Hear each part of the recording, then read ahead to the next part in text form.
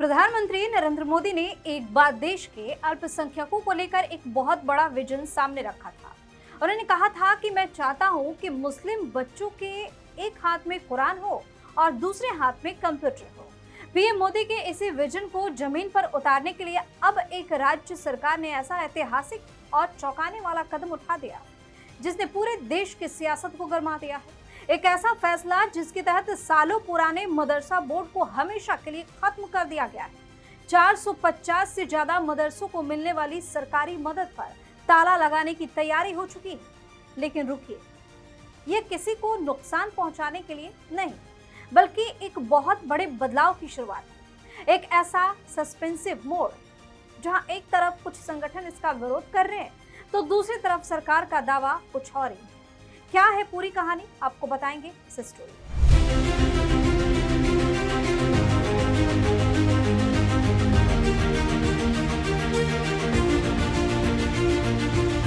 नमस्कार, VK news देख रहे हैं, मैं हूं आपके साथ दिव्या सिंह। उत्तराखंड के पुष्कर सिंह धामी सरकार ने सूबे की शिक्षा व्यवस्था को खासकर अल्पसंख्यक शिक्षा को लेकर एक बहुत बड़ा क्रांतिकारी फैसला लिया। सरकार ने साल 2027-28 से राज्य के 456 मदरसों को मिलने वाली सरकारी इमदाद यानी मदद को बंद करने की पूरी तैयारी करी। इसके लिए सरकार ने सालों पुराने पारंपरिक मदरसा बोर्ड को जड़ से खत्म कर दिया और उसकी जगह एक नया कानून लाकर उत्तराखंड अल्पसंख्यक शिक्षा प्राधिकरण का गठन कर दिया।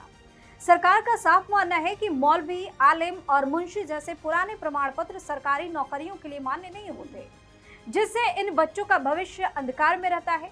लेकिन अब नए नियम के तहत पहली से 8वीं तक के करीब 400 मदरसों को जिला स्तर से मान्यता लेनी होगी, जबकि 9वीं से 12वीं तक के 52 बड़े मदरसों को सीधे उत्तराखंड शिक्षा बोर्ड से जोड़ दिया जाएगा, ताकि यहाँ के बच्चे भी बाकी बच्चों की तरह हर सरकारी परीक्षा में बैठ सके और उन्हें अच्छी नौकरियां मिल सके। आखिर सरकार को इतना बड़ा और सख्त कदम क्यों उठाना पड़ा?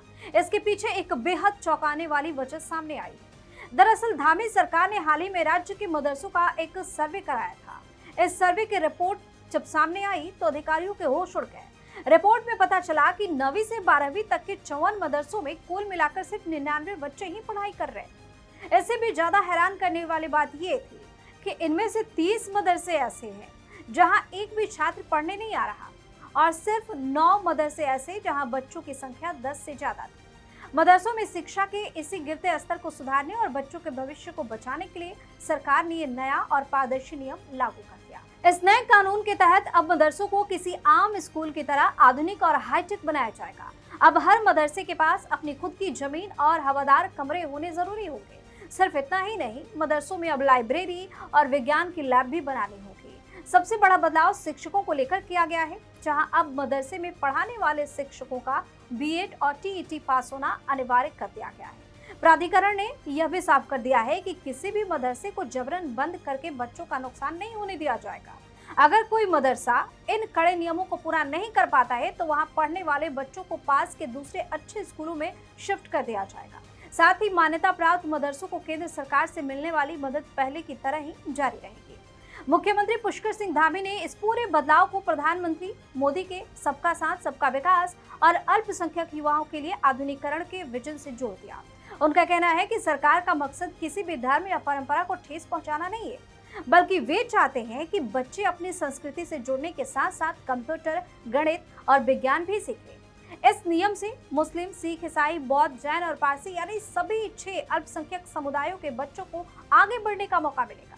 हालांकि इस फैसले को लेकर ऑल इंडिया इमाम एसोसिएशन के मौलाना साजिद रशीदी का कहना है कि चंदे से चलने वाले मदरसों पर इसका कोई खास असर नहीं पड़ेगा, उन्हें बस नया रजिस्ट्रेशन कराना होगा।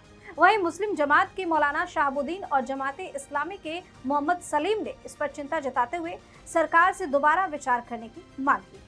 तो उत्तराखंड में मदरसों की सूरत बदलने का खाका पूरी तरह से तैयार हो चुका है। एक तरफ जहां सरकार इसे बच्चों को मुख्यधारा से जोड़ने और डॉक्टर, इंजीनियर बनाने वाला कदम बता रही है, तो वहीं दूसरी तरफ कुछ मौलाना ऐसे हैं जो इस फैसले से खुश नहीं है।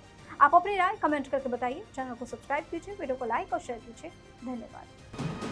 वीके न्यूज, राष्ट्र के नाम।